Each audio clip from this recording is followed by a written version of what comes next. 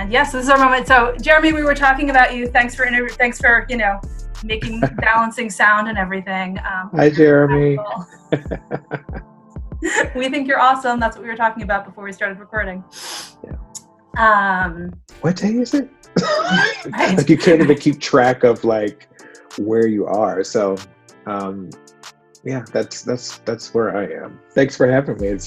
I'm excited.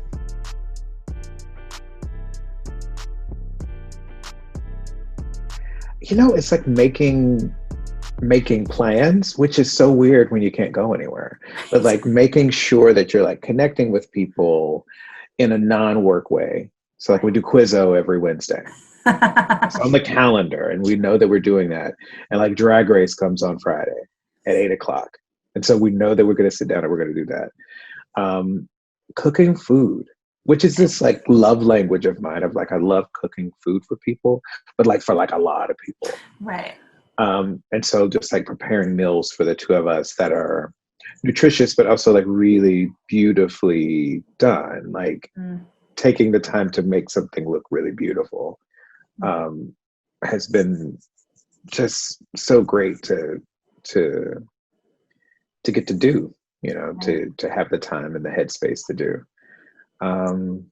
What else? I mean, he's been reading a ton of books, like just like ripping through books. And I've managed to read parts of some and like most of one. Gotcha.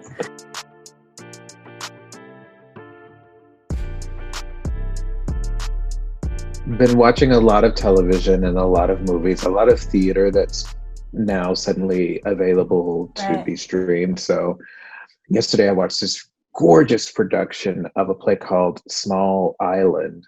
That was at the National back in October. Stunning. Like I'm watching it. At first I was sort of like, oh, I don't know about this. And then about halfway through the first act, it just sort of arrested me. And then I'm like in tears by the end of it. And I never would have gotten to see that production. Like it just would have, it happened in London. I wasn't in London and I wouldn't have gotten to see it. And I got to see it under these circumstances. Right. I've been doing a lot of that, like watching the work of directors and playwrights that I really admire, but I haven't had a chance to see their work performed. I just watched Mala by Melinda Lopez, who's up at the Huntington. WGBH filmed it, and they just put it online, and it's so like beautiful. It's like a beautiful, like a lot of what I've seen online has been, sort of archival production, but this is it's like the sound is so good. It's at like 1/3 radio play and it's a solo show and it just feels so intimate. I was just really hungry. Also, it was like filmed in front of an audience. So there was like a moment where they like panned to the audience and I was like, I remember those days. Yeah, there's something weird about like, I was talking to someone about like, what is it going to be like to sit in a theater and see two people kiss on stage? Two people who are supposed to be strangers kiss on stage. Right. I'm curious about that. I feel like that's going to be a beautifully radical act of intimacy. Like that is what's going to be like earth shattering in like 2 months or 3 months or however long. Maybe a couple of weeks. I don't know. So yeah, I've been doing a lot of that. I'm reading a really terrific book right now called There Must Be Happy Endings. Oh, the Megan. Yeah. Megan. Yeah, I don't have it with me. Sandberg. But, Megan, sorry. Yeah. We'll set your book. But your book is like, I haven't gotten it yet. It's so good. It's just like really reminding me of why I do what I do. And I think I had gotten to this point of like, I've always been someone that appreciated plays that ended in honesty and like happiness or like whatever that means. Like maybe not like everyone getting married, but like in a way that felt like there's a charge to like lift or there's a charge to grow. And there was like a phase where that felt like that was sort of, people thought that was too saccharine. I'm curious about it now. So this book has been like coming to me at this perfect moment to think about like, what does a happy ending mean?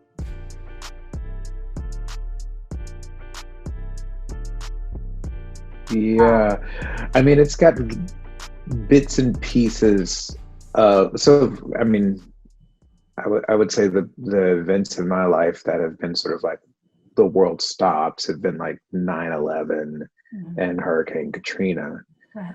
um, where I felt like utterly helpless, um, utterly powerless in the face of what was happening. Like there was nothing that I could do to like stop it or change it, and also like quite angry that it was happening.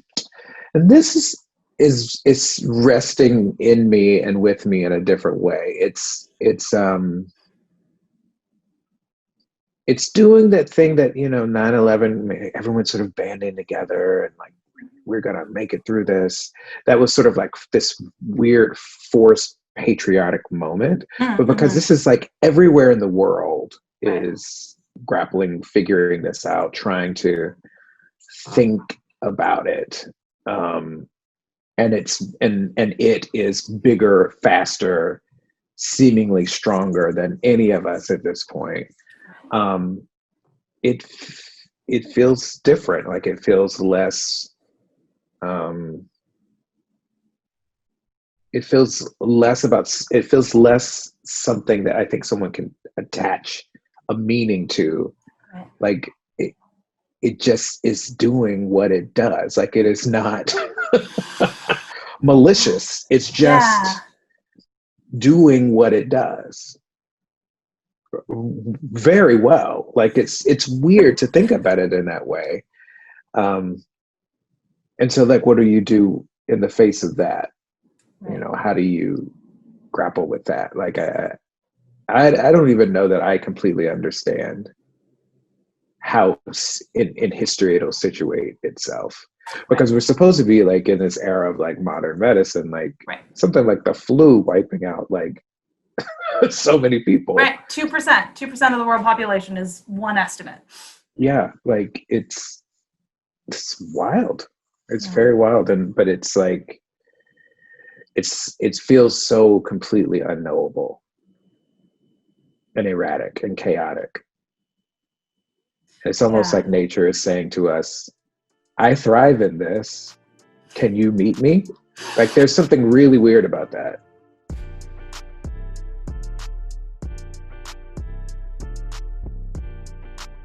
I think the response in terms of what theater will make Mm-hmm. won't even be about it. Like Right.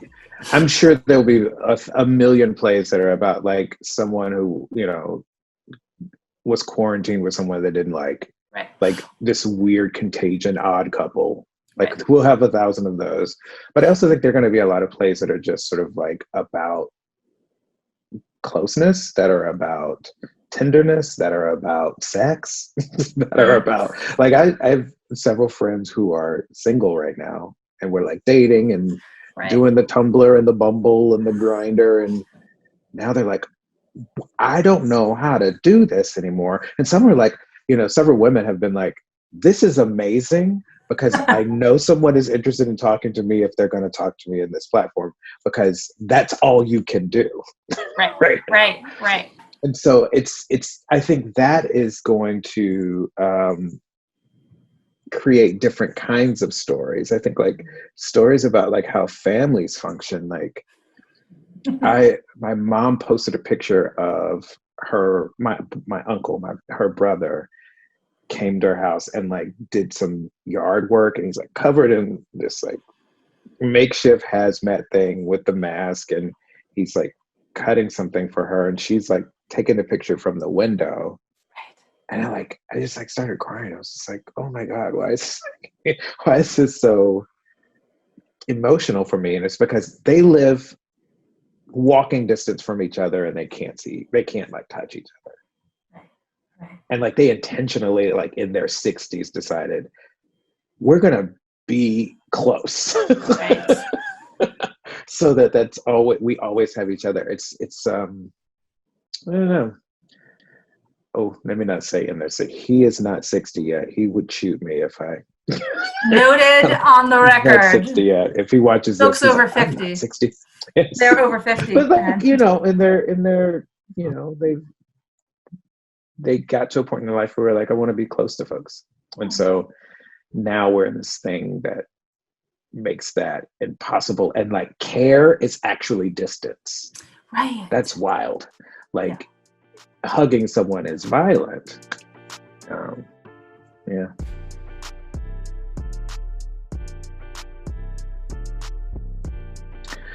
You know, as a theater maker, I should be saying like, oh, to go back into the theater again. And I do want that. I am looking forward to that. I think there's a few things. Beaches immediately come to mind. Restaurants immediately. And like, not like, I go and I like eat some food and like, but like watching people do that thing in the restaurant, like going to a bookstore. Before this, I think we went to a bookstore every week, even if we didn't buy anything. The look of it, the smell of it, the passing, the sensuality of like, I need to get by you to look at this. There's something about that when it happens again will be so, you know, pregnant with like history and story. And so that's another thing. Being able to see my family, you know. And then of course going in and being in rehearsal, like being in the room working on something. Right. Well, and like, long term, seeing how this does change us, seeing how this does land, seeing how long kissing is radical. Yeah. But yeah. And it's just also going to make us like have to care about other people's health in a way that in the last, I don't know, however many years, we've like lost the ability to think and care about that. And this makes the person sitting next to me's health my business. Right. And I think that what that causes is us having to really be like, hey friend, are you okay? Are you good? Or what do you need? Can I help? My hope, I think that's what's going to happen.